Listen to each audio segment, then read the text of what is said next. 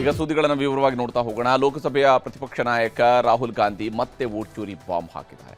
ಮಹದೇವಪುರ ಆಳಂದ ಬಳಿಕ ಹರಿಯಾಣದಲ್ಲೂ ಕೂಡ ವೋಟ್ ಚೋರಿ ಆಗಿದೆ ಅಂತ ಗಂಭೀರ ಆರೋಪವನ್ನು ಮಾಡಿದ್ದಾರೆ. ಹರಿಯಾಣದಲ್ಲಿ ಬ್ರೆಜಿಲ್ ದೇಶದ ಮಾಡೆಲ್ ಒಬ್ಬರು ಸೀಮಾ, ಸ್ವೀಟಿ, ಸರಸ್ವತಿ, ರಶ್ಮಿ ಹೀಗೆ ಹಲವು ಹೆಸರುಗಳಲ್ಲಿ 22 ಕಡೆ ವೋಟ್ ಮಾಡಿರುವುದರ ಬಗ್ಗೆ ದಾಖಲೆಗಳು ಇದಾವೆ ಅನ್ನೋದನ್ನು ರಿಲೀಸ್ ಮಾಡಿದ್ದಾರೆ. ರಾಹುಲ್ ಗಾಂಧಿ ಅವರ ಆರೋಪಕ್ಕೆ ಕೇಂದ್ರ ಚುನಾವಣಾ ಆಯೋಗ ಯಾವುದೇ ಸ್ಪಷ್ಟನೆಯನ್ನು ಅಧಿಕೃತವಾಗಿ ಕೊಟ್ಟಿಲ್ಲ. ಆದರೆ ಕೇಂದ್ರ ಬಿಜೆಪಿ ನಾಯಕರು ರಾಹುಲ್ ಗಾಂಧಿ ಮಾತಿಗೆ ತಿರುಗೇಟು ನೀಡಿದ್ದಾರೆ.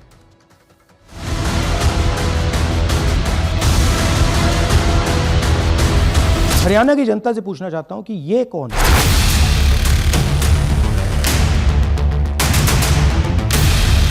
ये आपको बता सकता हूं, कभी इसका नाम सीमा, कभी स्वीटी, कभी सरस्वती। 22 बार 10 बूथ में इसको वोट देने का मौका मिलता है. ಒಂದೇ ಫೋಟೋ, ಬೇರೆ ಬೇರೆ ಹೆಸರು, ಬೇರೆ ಬೇರೆ ಮತಗಟ್ಟೆಗಳಲ್ಲಿ ಮತದಾನ. ಇದು ಮತ್ತೊಂದು ವೋಟ್ ಚೋರಿಯ ದಾಖಲೆ ಎನ್ನುವುದು ಲೋಕಸಭಾ ಪ್ರತಿಪಕ್ಷ ನಾಯಕ ರಾಹುಲ್ ಗಾಂಧಿ ಆರೋಪ. ಕೇಂದ್ರ ಸರ್ಕಾರದ ವಿರುದ್ಧ ಹಾಗೂ ಕೇಂದ್ರ ಚುನಾವಣಾ ಆಯೋಗದ ವಿರುದ್ಧ ವೋಟ್ ಚೋರಿ ಆರೋಪ ಮಾಡುತ್ತಿರುವ ಕಾಂಗ್ರೆಸ್ ನಾಯಕ ರಾಹುಲ್ ಗಾಂಧಿ ಮತ್ತೊಂದು ಅತಿ ದೊಡ್ಡ ದಾಖಲೆಗಳ ರಾಶಿ ಇಟ್ಕೊಂಡು ವಾಗ್ದಾಳಿ ನಡೆಸಿದ್ದಾರೆ. ಕೇಂದ್ರ ಚುನಾವಣಾ ಆಯೋಗ, ಪ್ರಧಾನಿ ನರೇಂದ್ರ ಮೋದಿ, ಕೇಂದ್ರ ಗೃಹ ಸಚಿವ ಅಮಿತ್ ಶಾ ಅವರನ್ನೇ ನೇರವಾಗಿ ರಾಹುಲ್ ಗಾಂಧಿ ಟಾರ್ಗೆಟ್ ಮಾಡಿದ್ದಾರೆ. These gentlemen colluded with the BJP to ensure that the Congress could not win the election in Haryana. The Election Commission is in partnership with the Prime Minister and the Home Minister, and they have destroyed the democratic foundations of this country. Haryana ಚುನಾವಣೆಯಲ್ಲೂ vote ಚೋರಿಯಾಗಿದೆ ಎಂದು operation ಸರ್ಕಾರ್ ಚೋರಿ ಹೆಸರಿನಡಿ ರಾಹುಲ್ ಗಾಂಧಿ ದಾಖಲೆ release ಮಾಡಿದ್ದಾರೆ. BJP ವಿರುದ್ಧ ಹೆಚ್ files ಬಿಡುಗಡೆ ಮಾಡಿದ Rahul Gandhi ಹರಿಯಾಣದಲ್ಲೂ vote ಚೋರಿ ಮಾಡಿಯೇ BJP ಗೆದ್ದಿರೋದು ಎಂಬ ನೇರ ಆರೋಪ ಮಾಡಿದ್ದಾರೆ. ಹರಿಯಾಣ, ಮಹಾರಾಷ್ಟ್ರ, ಮಧ್ಯಪ್ರದೇಶ, ಛತ್ತೀಸ್ಗಢದಲ್ಲಿ ಆದ ವೋಟ್ ಚೋರಿ ಇದೀಗ ಬಿಹಾರದಲ್ಲೂ ಆಗ್ತಿದೆ ಅನ್ನೋದು ರಾಹುಲ್ ಆರೋಪ. ಕರ್ನಾಟಕದ ಮಹದೇವಪುರ, ಆಳಂದದಲ್ಲಿ ಆದ ಮಾದರಿಯಲ್ಲೇ 25 ಲಕ್ಷಕ್ಕೂ ಹೆಚ್ಚು ಮತಗಳ್ಳತನ ಹರಿಯಾಣದಲ್ಲಾಗಿದೆ ಎಂದು ರಾಹುಲ್ ಗಾಂಧಿ ಹಲವು ದಾಖಲೆಗಳನ್ನ ತೋರಿಸ್ತಾ ದೂರಿದ್ದಾರೆ. ಕರ್ನಾಟಕ ಬಳಿಕ ಹರಿಯಾಣದಲ್ಲೂ ವೋಟ್ ಚೋರಿಯಾಗಿದೆ. ಬರೋಬ್ಬರಿ 25,41,144 ಮತಗಳ್ಳತನವಾಗಿದೆ. ಪ್ರತಿ 8 ಮತಗಳಲ್ಲಿ ಒಂದು ನಕಲಿ ಮತದಾನವಾಗಿದೆ. ನಕಲಿ ಮತದಾರರೇ 5,21,619. ನಕಲಿ ವಿಳಾಸದವರು 93,174 ಮಂದಿ. ಒಂದೇ ಹೆಸರಿನ ಮತದಾರರು 19,26,351. ಹೀಗೆ ಬರೋಬ್ಬರಿ ಹರಿಯಾಣದಲ್ಲಿ 25,41,144 ಮತಗಳ್ಳತನವಾಗಿದೆ ಎಂಬುದು ರಾಹುಲ್ ಆರೋಪ. ಹರಿಯಾಣದ ವೋಟರ್ ಲಿಸ್ಟ್ಗೂ ಬ್ರೆಜಿಲ್ಗೂ ಎಲ್ಲಿಂದೆಲ್ಲಿಗೆ ಲಿಂಕ್ ಅನ್ನೋದು ರಾಹುಲ್ ಗಾಂಧಿ ಪ್ರಶ್ನೆ. ಯಾಕಂದ್ರೆ ಬ್ರೆಜಿಲ್ನ ಮಾಡೆಲ್ ಒಬ್ಬರು ಹರಿಯಾಣ ಎಲೆಕ್ಷನ್ಗೆ ಬಂದು ಬರೋಬ್ಬರಿ 10 ಬೂತ್ಗಳಲ್ಲಿ ಮತದಾನ ಮಾಡಿರುವ ದಾಖಲೆ ರಿಲೀಸ್ ಮಾಡಿದ್ದಾರೆ. ಸೀಮಾ, ಸ್ವೀಟಿ, ಸರಸ್ವತಿ, ಸುನೀತಾ, ರಶ್ಮಿ ಹೀಗೆ 10 ಬೂತ್ಗಳಲ್ಲಿ 22 ಹೆಸರುಗಳಲ್ಲಿ ಆ ಮಾಡೆಲ್ ಮತದಾನ ಮಾಡಿದ್ದಾರೆ ಅನ್ನೋದಕ್ಕೆ ಸಂಬಂಧಿಸಿದ ದಾಖಲೆಗಳನ್ನು ರಾಹುಲ್ ಗಾಂಧಿ ತೋರಿಸಿದ್ದಾರೆ. Who is this lady? Which state does she come from? What's her name? Can anyone try? Where is she from? Anybody? Goa? Maharashtra? North? Is she from Haryana? You sure?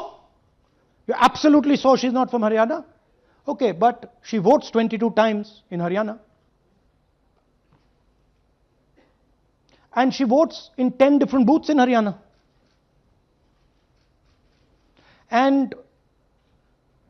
she's got multiple names: Seema, Sweety, Saraswati, Rashmi,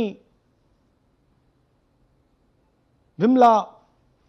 Now what's interesting about this, and why I'm opening with this slide, because this happens in 10 booths. That means that this is a centralized operation. That somebody fed this lady into the electoral list at a centralized level, not at the booth level. just like Anand and just like Mahadevapura. She's from Brazil.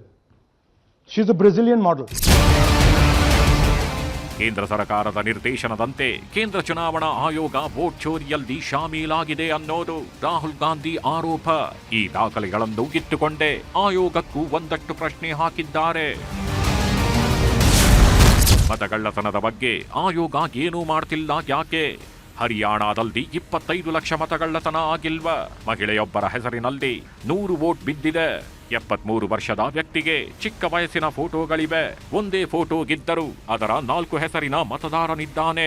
ಒಂದೇ ಹೆಸರಿನಲ್ಲಿ 16 ಮಹಿಳೆಯರ ಕಾರ್ಡ್ಗಳಿವೆ. ಕೇವಲ ಒಬ್ಬರ ಹೆಸರಿನಲ್ಲಿಯೇ ಬರೋಬ್ಬರಿ 223 ಬಾರಿ ಮತದಾನವಾಗಿದೆ. Election commission ಯಾವ ರೀತಿ ಕೆಲಸ ಮಾಡಿದೆ? ಸಿಸಿಟಿವಿ ಫುಟೇಜ್ ಸಿಕ್ಕರೆ ಎಲ್ಲರೂ ಸಿಕ್ಕಿ ಬೀಳ್ತಾರೆ ಅನ್ನೋದು ರಾಹುಲ್ ವಾದ. ಕರ್ನಾಟಕದ ಮಹದೇವಪುರ ಆಳಂದ ಅಕ್ರಮದ ಮಾಹಿತಿ ಕೊಡ್ತಿಲ್ಲ. ಫಾರಂ ನಂಬರ್ 6, ಫಾರಂ ನಂಬರ್ 7 ರ ಬಗ್ಗೆ ಸ್ಪಷ್ಟತೆ ಕೊಡ್ತಿಲ್ಲ. ಇದೆಲ್ಲವೂ ಆಯೋಗದ ಕೆಲಸಗಳ ಬಗ್ಗೆ ಪ್ರಶ್ನೆ ಹುಟ್ಟಿಸಿದೆ ಅನ್ನೋದು ರಾಹುಲ್ ಗಾಂಧಿ ಆರೋಪ. ರಾಹುಲ್ ಗಾಂಧಿ ಹೀಗೆ ಆರೋಪ ಮಾಡೋವಾಗ್ಲೇ ತಂಗಿ ಪ್ರಿಯಾಂಕಾ ಗಾಂಧಿ ಕೂಡ ರಾಹುಲ್ ಪರ ಬ್ಯಾಟಿಂಗ್ ಮಾಡಿದ್ರು. ಕೇಂದ್ರ ಸರ್ಕಾರ ಹಾಗೂ ಆಯೋಗದ ವಿರುದ್ಧ ಆರೋಪ ಹೊರಿಸಿದ್ರು. हरियाणा में किस तरह से चुनाव चोरी किया गया, मेरी आशा तो यह है कि यहाँ चुनाव निष्पक्ष तरह से इसलिए होगा कि हमने कम से कम ये मुद्दे उठाए हैं तो कि शायद निष्पक्ष तरह से होगा. लेकिन अगर निष्पक्ष तरह से नहीं होगा तो फिर ये वही कर रहे हैं जो बाकी प्रदेशों में कर रहे हैं. कुछ भी कहें, राहुल गांधी रुकेगा नहीं. ಒಂದು ಕಡೆ ರಾಹುಲ್ ಗಾಂಧಿ ಆರೋಪ ಮಾಡೋವಾಗ್ಲೇ ಕೇಂದ್ರ ಸರ್ಕಾರ ಕೂಡ ಠಕ್ಕರ್ ಕೊಟ್ಟಿದೆ. ಬಿಹಾರದಲ್ಲಿ ಸೋಲುವ ಸೂಚನೆ ಸಿಕ್ಕಿದ್ದು ಸೋಲಿನ ಹತಾಶೆಯಿಂದಲೇ ಹೀಗೆ ಮಾತನಾಡುತ್ತಿದ್ದಾರೆ ಎಂದಿದೆ ಬಿಜೆಪಿ. ರಾಹುಲ್ ಗಾಂಧಿ ಸೋಲಿನ ಭೀತಿಯಲ್ಲಿ ಬಾಯಿಗೆ ಬಂದಂತೆ ಆರೋಪ ಮಾಡುತ್ತಿದ್ದಾರೆ ಎಂದು ಕೇಂದ್ರ ಸಚಿವ ಕಿರಣ್ ರಿಜಿಜು ಕಿಡಿಕಾರಿದ್ದಾರೆ. आज उन्होंने बिहार में 2 दिन बाद पोलिंग होगा और उससे हट करके हरियाणा का कहानी सुना रहे थे. इससे साफ मालूम हो गया कि बिहार में तो कुछ बचा नहीं है, इसलिए ध्यान को भटकाने के लिए हरियाणा के इशू को लेके आ रहे हैं और फजूल के बातें लेकर के एक प्रस्तुतिकरण किया है. मैं उस पे नहीं जाना चाहता हूं बिकॉज सब फर्जी था. उन्होंने हरियाणा चुनाव को लेकर के ये कहा कि एग्जिट पोल में कांग्रेस पार्टी जीत रहे थे. अरे एग्जिट पोल ओपिनियन पोल में हमेशा आप डाउन हुए हैं. हम लोग 2004 में पक्का जीत गया ऐसा हम मान रहे थे और एग्जिट पोल ओपिनियन पोल पूरा बीजेपी एनडीए को क्लियर कट जिता रहे थे. लेकिन जब काउंटिंग हुआ तो हम हार गए.